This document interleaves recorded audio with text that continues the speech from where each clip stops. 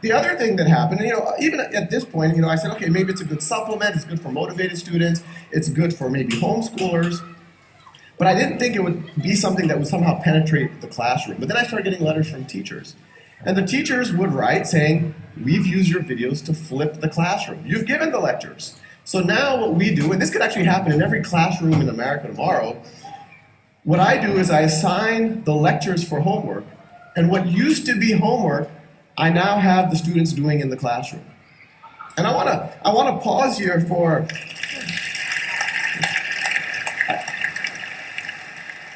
I want to pause here for a second because there's a couple of interesting things. One, when those teachers are doing that, there's the obvious benefit. There's the benefit that now their students can enjoy the videos in the way that my cousins did. They can pause, repeat at their own pace, at their own time.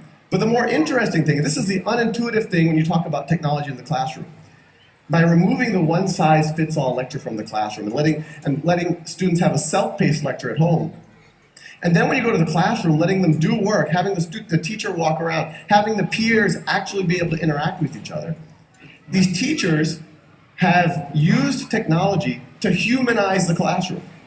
They took a fundamentally dehumanizing experience, a bunch of 30 kids with their fingers on their lips, not allowed to interact with each other. A teacher, no matter how good, has to give this kind of one-size-fits-all lecture to 30 students, blank faces, slightly antagonistic. And now it's a human experience. Now they're actually interacting with each other.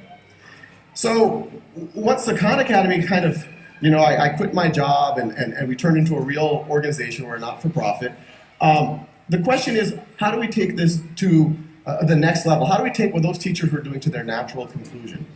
And so what I'm showing over here, these are actual exercises that I started writing for my cousins. The ones I started were much more primitive. This is a kind of a more competent version of it.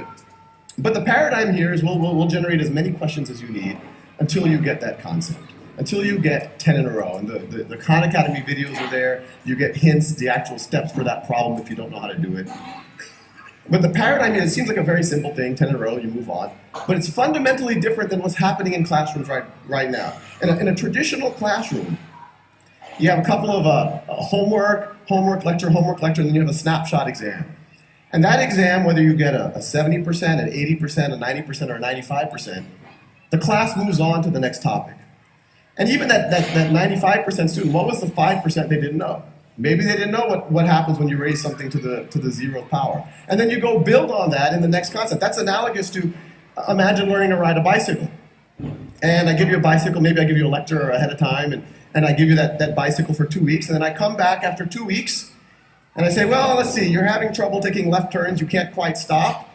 You're an 80% bicyclist. So I put a big C stamp on your forehead, and then I say, here's a unicycle.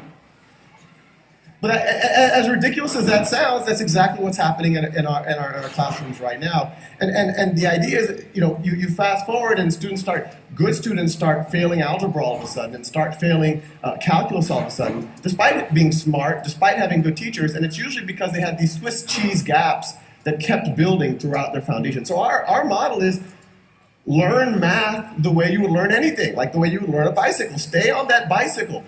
Fall off that bicycle. Do it as long as necessary until you have mastery. The traditional model, it penalizes you for experimentation and failure, but it does not expect mastery.